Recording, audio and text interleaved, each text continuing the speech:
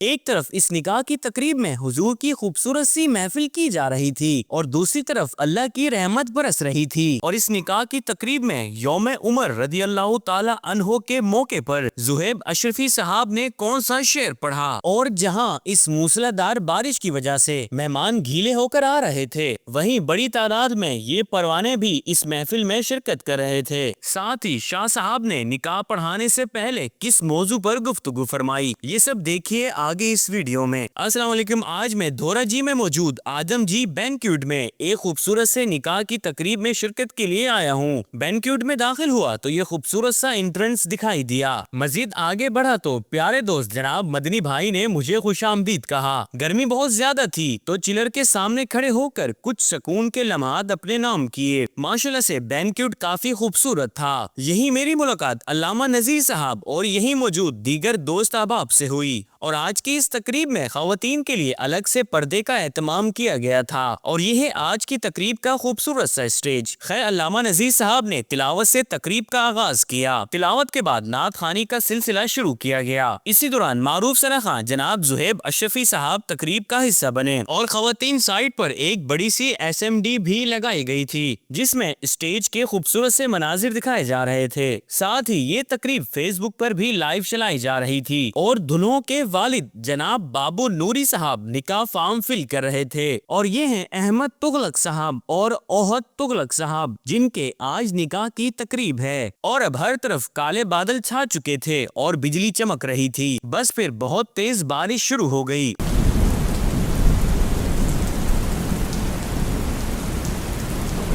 اور ایک طرف حضور کی یہ پر نور محفل سجائی جا رہی تھی اور دوسری طرف اللہ کی رحمت برس رہی تھی، اور اب جو بھی مہمان تقریب میں شرکت کے لیے آ رہے تھے اس بارش کی وجہ سے مکمل گیلے ہو کر آ رہے تھے۔ خیر کچھ دیر باہر بارش انجوائے کرنے کے بعد میں دوبارہ سے محفل میں آ گیا، اور اب سید شہریار قادری صاحب بھی تقریب کا حصہ بن چکے تھے، اور آج یوم عمر رضی اللہ تعالی عنہ کے موقع پر آپ سب کے لیے یہ شعر۔ آدھی دنیا پر اسلام کو پرچم گاڑ دیا فاروق اعظم نے، بیت المقدس بھی لے لیا کافروں سے۔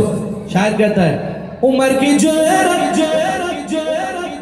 پہ جاؤں قرباں، تھے قیصروں کے سیرا جن سے لرزاں، عمر کے آنے سے کفر پر جو زوال آیا، کمال آیا۔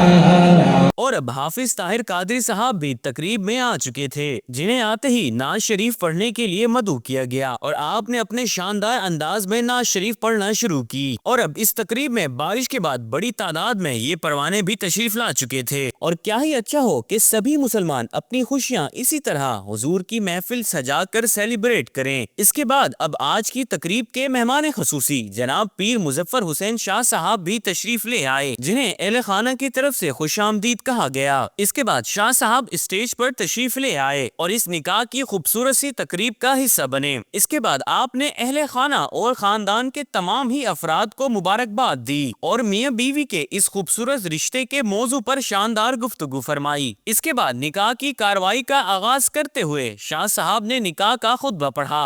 من يهده الله فلا مضل له ومن يضلله فلا هادي له ونشهد أن لا إله إلا الله وحده لا شريك له۔ خطبے کے بعد وکیل گواہوں اور دیگر کی موجودگی میں دلہوں سے ایجاب قبول کروایا گیا۔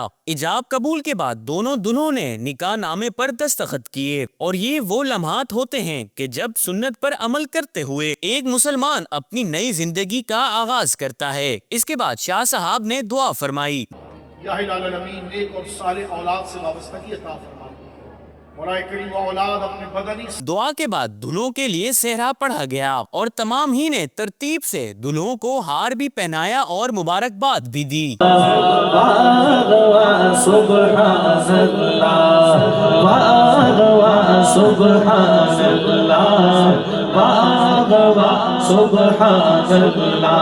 साथ ही साथ निकाह की चीज भी तमाम मेहमानों में तकसीम की गई। इसके बाद सलातो सलाम पढ़ा गया और बस फिर आने वाले मेहमानों की खिदमत में खाना पेश किया गया, जिसे तमाम ही मेहमानों ने तनावुल फरमाना शुरू किया। बिरयानी लवर होने के नाते मैंने बीफ पुलाव निकाला और ज़ैद की तरफ से आप सबको सलाम। खैर, खाना खाकर अल्लामा साहब ने दुआ फरमाई। ओके, मिलते हैं किसी नेक्स्ट व्लॉग। अब तक बहुत सारा ख्याल रखिए। अल्लाह हाफिज।